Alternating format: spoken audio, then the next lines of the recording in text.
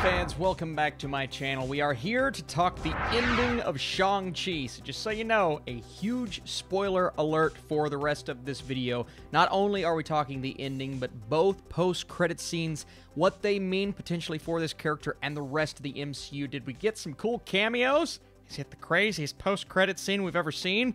I wouldn't go that far. I like them quite a bit, but I heard some talk around them saying they're going to blow your mind. But what they do, they push this character forward into the Marvel Cinematic Universe. So we're going to talk about it. Get in the comments down below. Let me know, did you enjoy this film? And tomorrow, a full spoiler breakdown of the entire movie where I reveal the winners of my competition in my Shang-Chi review. Okay, let's start out with just the ending of the movie in general and the fact that our characters came back from their crazy, mystical, fantastical battle, and they were trying their very best to convince their friends that it actually happened. And this is funny because this ties in back to the beginning of the movie when their friends are kind of looking down at them and essentially saying, you guys need to grow up. And they did kind of grow up. They both experienced important character arcs, but their story doesn't sound like the most believable story in the world. That is until Wong shows up through a portal, and this kind of shows us where Wong's importance is going forward. It looks like he may be ushering in some characters, whether it be a new one in Shang-Chi, an older character in Abomination. We see that scene earlier in the film. I'll talk about that scene tomorrow. But as of now, he takes Shang-Chi and Katie, both characters, with him through the portal. And once we see that in-credit scene, which I'll talk about here in a second, it essentially spells out that their role in this universe just got bigger. And the faces of their friends, it's pretty hilarious. Now let's get into the first post-credit scene and a couple of cameos that I did not expect to see at all. The first cameo, Captain Marvel. First of all, it's nice to see them reunite. Who am I talking about? Well, the director, Destin Daniel Cretton, and Brie Larson, they did a movie together called Short Term 12, which was just fantastic. So the fact that she's back underneath his banner, I thought was just really cool. And then a very interesting version of the Hulk. Actually, just Bruce Banner. Last time we saw Bruce Banner's Hulk, he was Hulk, but he was the smart version from Avengers Endgame. It looks like he's figured out a way to revert back to his normal state, but we still see that arm injury. What is that from? Well, the crazy impactful, maybe one of the most impactful scenes from Avengers Endgame when he reverses the snap. So he may be slowly but surely recovering from that, but he's back in human form. So you have one of the smartest minds in the universe, as well as the mind of someone who has been out in space for a long time. So what are they coming together for? Well, essentially they're trying to help Wong figure out what the origins are of the 10 rings. Now, as we know in the film, Shang-Chi is able to defeat his father, even though he decided not to kill his father, but his father is inevitably killed by the soul-sucking dragon that managed to suck his soul, and thus slowly takes the 10 rings from him, eventually has all of them. But they're trying to determine what the origins of the 10 rings are, and it's referred to as, in this post-credit scene, a beacon of some sort. Not of this world. Well, this is essentially following the exact storyline from the comics where the 10 rings, we know that they fall in the hands of the Mandarin at a point, so he retrieves them, but they were not from this Earth. Austin, where are they from? While the MCU, as they always do, will inevitably change some things up, we can look at the origins of the 10 rings from the comics, and look at the comic Tales of Suspense, specifically number 62, where a descendant of Genghis Khan comes across a crashed alien spaceship in China, where he discovers this huge white dragon from an alien race, and a starship that white dragon showed up in, which was powered by 10 hollow cylinders, which this human, who becomes the Mandarin, takes for himself. Now, we know he stumbled across the rings in the movie.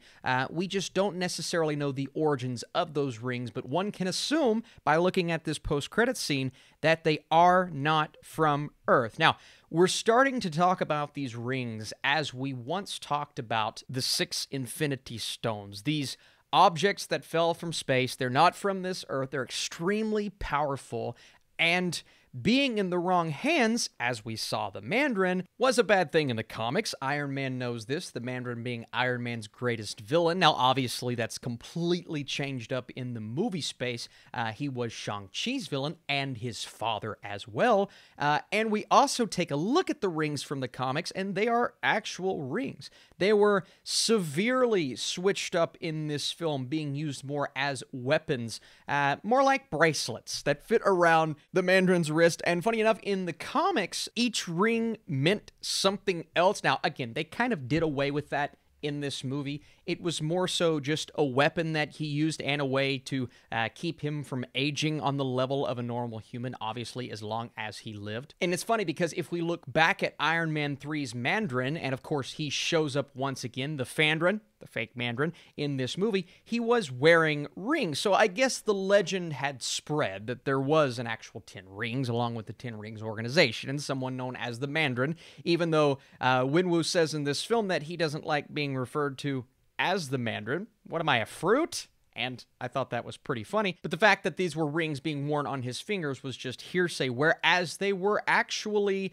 what we see in this movie, much more so powerful weapons that we get to see in action and at a point retrieved by Shang-Chi himself. So this giant dragon-like alien species where the 10 Rings originated from in the comics, known as, I believe it's pronounced the McLuhans, they don't make an appearance in this film, but we can assume that's where they originate from. We also get to see the Great Protector in this movie, the giant dragon that they fight with at the end. So we did get some of that, but are they alien in nature? Or are they just dragons of this earth? It's so interesting to look at the origins that aren't necessarily spelled out to us in this film, but we know we'll get more in a second Shang-Chi movie. So that's the first post-credit scene with the nice cameos and essentially Shang-Chi realizing that he is now a part of a bigger universe. This was his recruitment for the Avengers.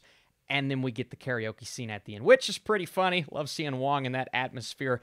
The second post-credit scene is one that kind of caught me off guard. Shang-Chi's sister, Xiaoling, is now the head of the 10 Rings organization. We saw her dark web fight club earlier on in the film, so we know she's capable of something like this, but her character arc and her progression in the movie kind of told me that she was falling on the good side of things. But at the end, we get the surprise, and we don't know whether or not they are a pure villainous organization now. We can assume they're more on the bad side than the good side, but we see her version of the 10 Rings, which is now under her reign. And it's funny because her father really kept her from being in the action on the level that she wanted to be, and now she has an army of female and male warriors, which is kind of playing off of what she was not able to do as she was young and training underneath of her. So it looks like they're setting her up to be somewhat of a villainous force with that tie to Shang-Chi, of course, in the second film, or just a future movie, because it says the 10 Rings will return, meaning her, Razor Fist, and all of the characters under her banner. So the first post-credits scene gives us an insight into the future of Shang-Chi himself and his role in the Avengers, trying to figure out where the 10 Rings come from.